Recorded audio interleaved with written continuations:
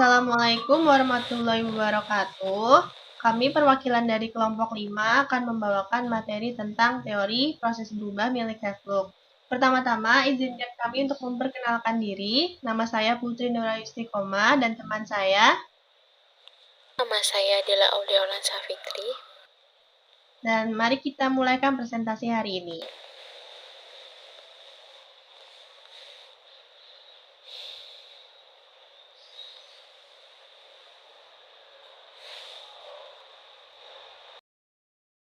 Baik, untuk yang slide pertama, nomor 1, apa itu perubahan dan perubahan dalam keperawatan?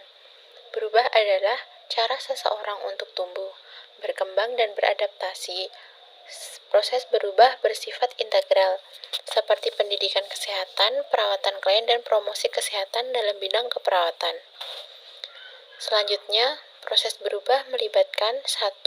Klien individu, 2. Komunitas, 3. Keperawatan sebagai profesi, 4. Keluarga, 5. Organisasi, 6. Dan seluruh sistem pemberian perawatan kesehatan.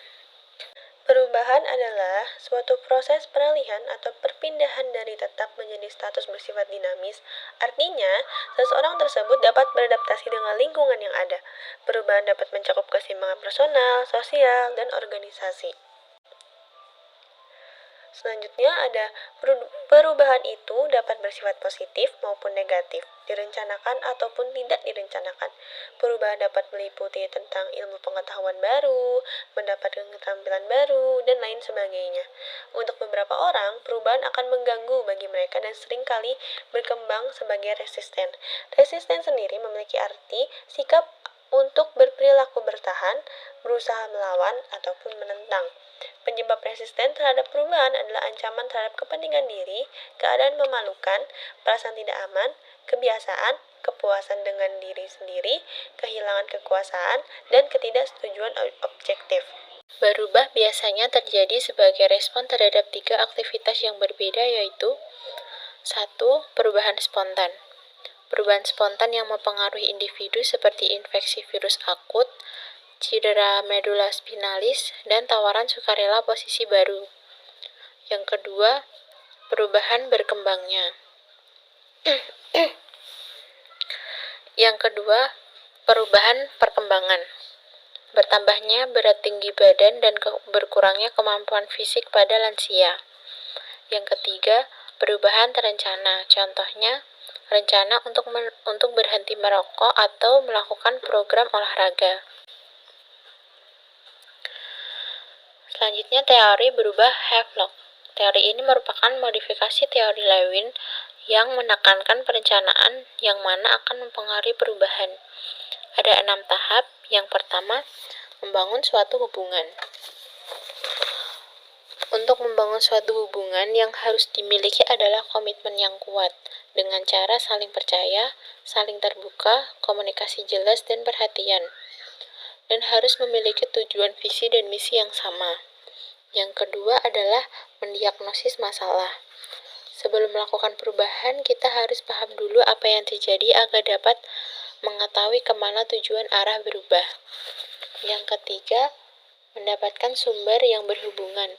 Untuk memahami sebuah masalah, seseorang harus mengetahui datangnya masalah tersebut agar tidak salah dalam melakukan perubahan. Selanjutnya ada memilih jalan keluar. Memilih jalan keluar artinya dapat dilakukan jika masalah dan sumber yang terkait sudah didapatkan. Jalan keluar yang harus diambil harus memiliki titik terang dan membuat sebuah perubahan pada diri. Selanjutnya, meningkatkan penerimaan. Pada tahap ini, mulai terlihat hasil dari pilihan yang diambil. Pada awalnya, individu akan terasa canggung karena menerima hal baru atau mencoba hal baru dari keputusan telah diambil. Tetapi, individu harus mulai meningkatkan penerimaan diri dan yakin bahwa keputusan telah diambil dapat merubah diri individu tersebut menjadi lebih baik. Selanjutnya, ada stabilisasi dan perbaikan diri. Pada tahap ini adalah tahap yang paling berat karena konsisten adalah hal yang sulit untuk dilakukan. Kelebihan dan kekurangan teori Havelock.